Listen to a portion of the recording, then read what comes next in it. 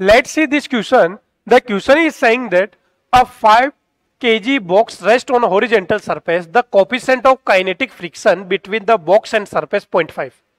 Horizontal force pull the blocks constant velocity 10 centimeter. तो work done by the applied horizontal force और friction force. अब ध्यान से देखना, कंसेप्ट की बात करें तो हमारे पास ये ब्लॉक है,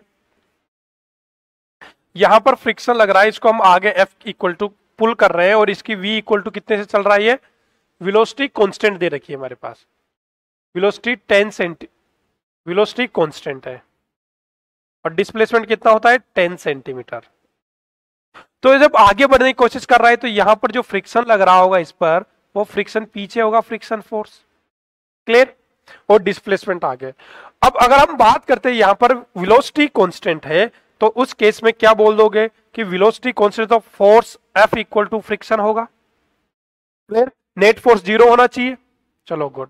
अब यही कंसेप्ट यूज करते हैं हम यहां पर. तो क्या हो जाएगा, ये ब्लॉक था हमारे पास, इसको F लगाया हमने, F आगे, तो फ्रिक्शन कहां लग रहा होगा, इसमें पीछे, और इसका डिस्प्लेसमेंट 10 सेंटीमीटर यहां हो चुका है आगे, और ये आगे चल रहा है V कांस्टेंट से.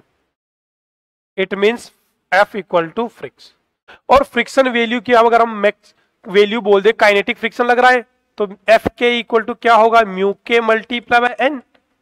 चलो म्यू के कितना 0.5, N कितना होगा, तो हमारे पास 5 kg का ब्लॉक है, 5 kg, तो N ऊपर लग रहा होगा नॉर्मल, तो 5 G के बराबर.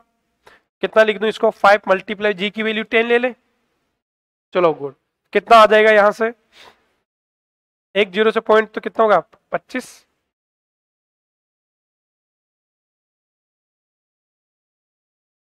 250 जूल.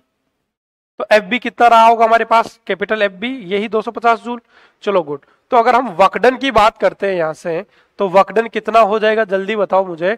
तो पहले वर्कडन बाय एफ फोर्स, तो F multiply by S cos theta.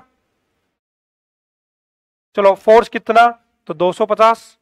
Displacement कितना 10 सेंटीमीटर. 10 सेंटीमीटर को क्या लिख दूं मैं, 0.1. क्लियर.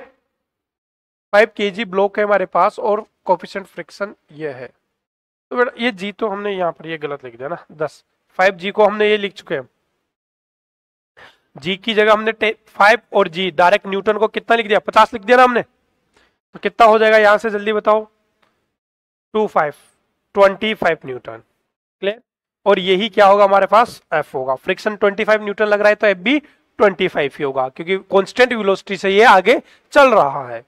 चलो तो एफ एस कोस थीटा लगाओ, तो 25. डिस्प्लेसमेंट कितना 10 सेंटीमीटर को 0.1 मीटर लिख दूं क्या, और कोस 0, फोर्स भी आगे, डिस्प्लेसमेंट भी आगे, कोस 0 की वैल्यू 1 होती है, तो कितना लिख दे 2.5 जूल. चलो गुड. तो work done by F force तो 2.5 जूल. दूसरा पूछा गया वर्क डन बाय फ्रिक्शन, तो work done by friction equal to friction force, displacement. अब कोस, फ्रिक्शन फोर्स पीछे है, डिस्प्लेसमेंट आगे है, angle between friction force and displacement 180, तो कोस 180 लिखना पड़ेगा क्या. चलो फ्रिक्शन फोर्स की मैग्नीट्यूड तो वही है 25, डिस्प्लेसमेंट भी 0.1 मीटर, बट कोस 180 की वैल्यू -1 होती है, तो कितना लिख दूंगा -2.5 जूल.